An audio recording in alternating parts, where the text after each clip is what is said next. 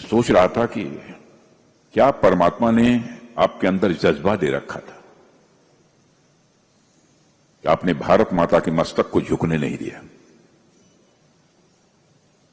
मैं एक बार शीश झुकाकर आप सभी का अभिनंदन करता हूं।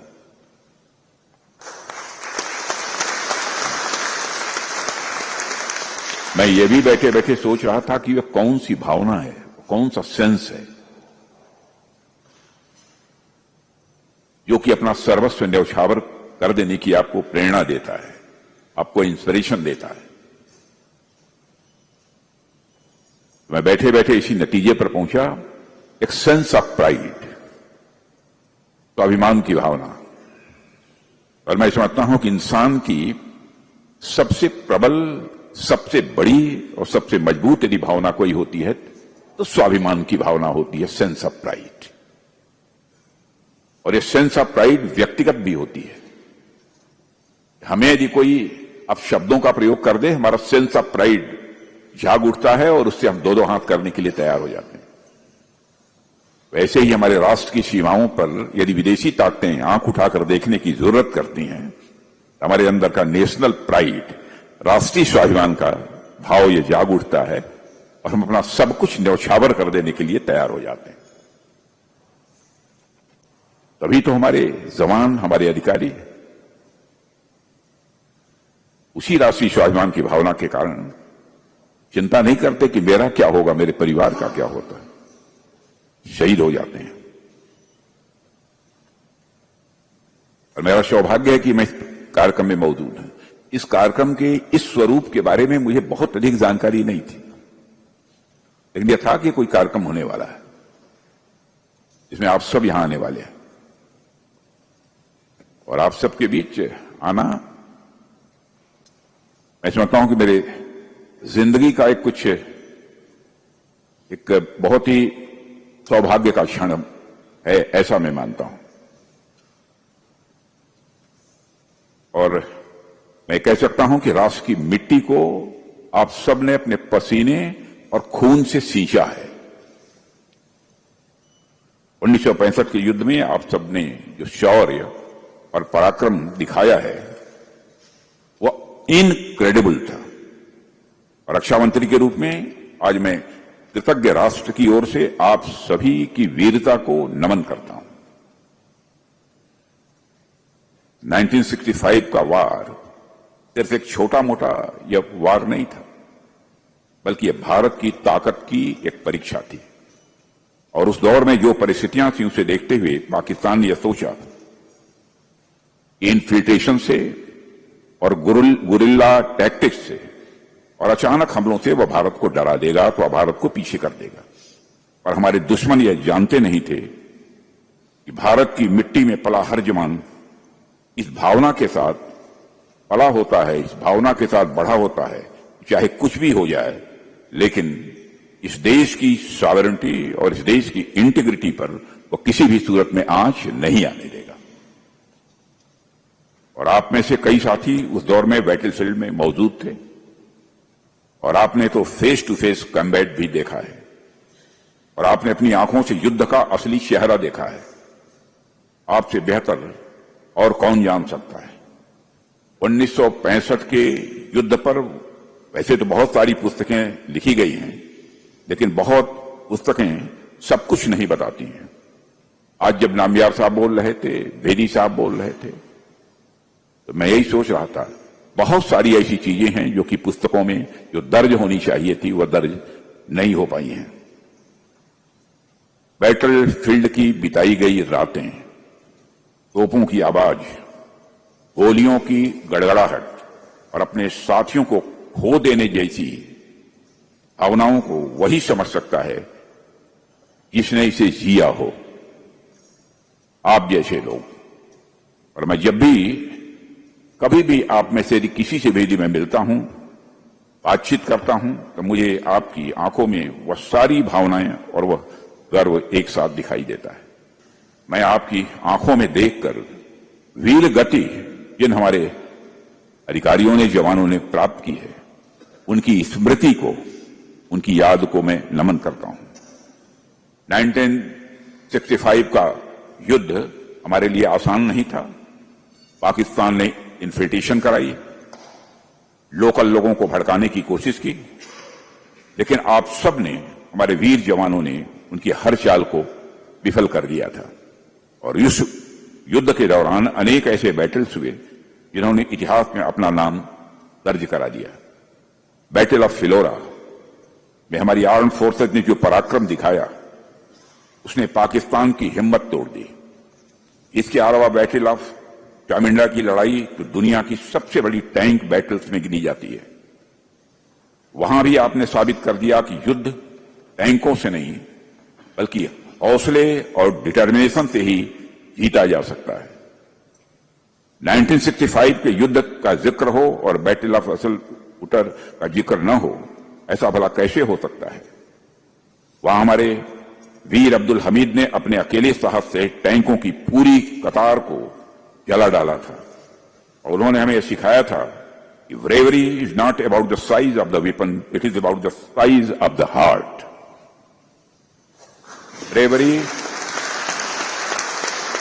Bravery is not about the size of the weapon, but it is about the size of the heart. वह पल हर भारतीय के सीने को गर्व से चौड़ा कर देता है।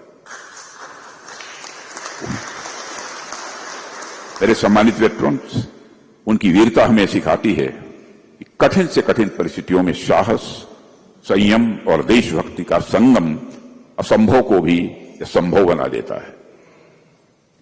जब हम आप सभी सैनिकों के अदम्य शौर्य और बलिदान की यहां पर खड़े होकर चर्चा कर रहे हैं, तो हमें उस दौर की एक पॉलिटिकल विल और नेतृत्व को भी मैं भूलना नहीं चाहता।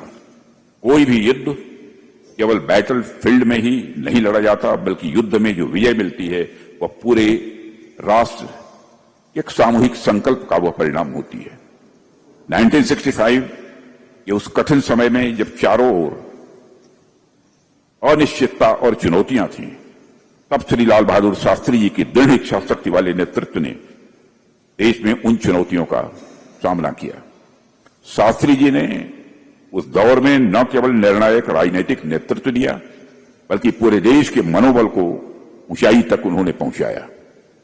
उन्होंने एक ऐसा नारा दिया जो आज भी हमारे हृदय में गूंजता है, जय जवान जय किसान। और इस एक नारे में हमारे वीर सैनिकों के सम्मान के साथ साथ हमारे अन्नदाताओं का गौरव भी इसमें शामिल था। विपरीत परिस्थितियों में भी देश ने एकजुटता दिखाई और उस युद्ध में विजय हासिल की। हम सब जानते हैं कि आजादी के बाद से ही एक राष्ट्र के रूप में भारत अपने पड़ोसियों के मामले में उतना भाग्यशाली नहीं रहा है, आज भी भाग्यशाली नहीं है। हमेशा हमारे समक्ष किसी न किसी तरह की चुनौतियां आई हैं, लेकिन हम भारतवासियों की यह विशेषता है, हम इन चुनौतियों को प्रारब्ध मानकर नहीं बैठ गए।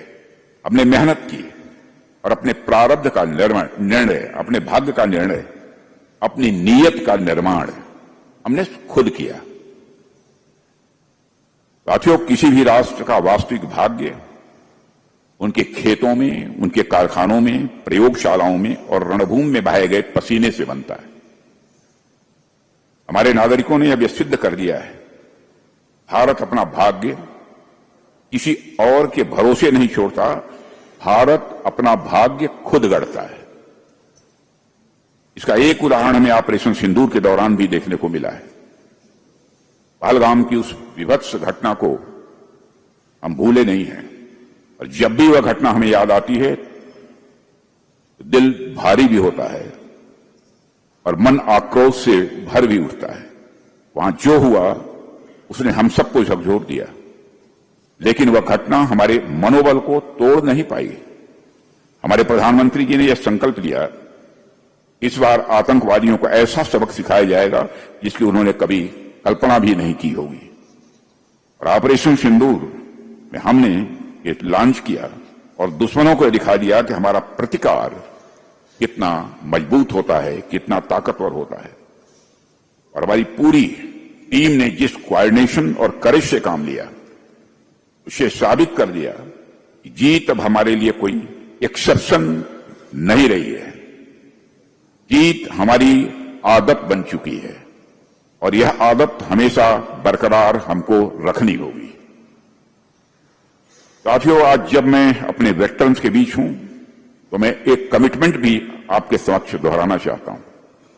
वह कमिटमेंट यह है कि चाहे हमारे सर्विंग सोल्जर्स हों, वेटरन्स हों या हमारे शहीदों के परिवारजन हों, हमारी सरकार के लिए हर किसी की डिग्निटी और वेलफेयर यह हमारी टॉप प्रायोरिटी है। फोर्सेस का मॉडर्नाइजेशन हो, बेटर ट्रेनिंग हो, इक्विपमेंट का अपग्रेडेशन हो, यह सब हम इसलिए कर रहे हैं कि हमारा जवान कभी रिसोर्सेस की कमी महसूस न करे। हमारी कोशिश यही है। कितनी कामयाबी मिल पाएगी, कोशिश करेंगे कि हमको कामयाबी मिले जो चाहते हैं वो करने में। और एक सरकार के तौर पर हम भी अपनी जिम्मेदारियों से पीछे नहीं हटने वाले हैं। मैं पूरे आपको भी और समस्त देशवासियों को भी यकीन दिलाना चाहता हूं। हमने अपने वेटरन्स के लिए भी, उनके परिवारजनों के लिए तथा उन पर आश्रितों के लिए भी कई ऐसे पॉजिटिव स्टेप्स लिए हैं, लेकिन यह कोई एहसान नहीं किया है। यह आपका करके हमने आपको सम्मान महसूस किया है, अपने को गौरवान्वित महसूस किया है, सब अपने वेटरन्स के लिए करके।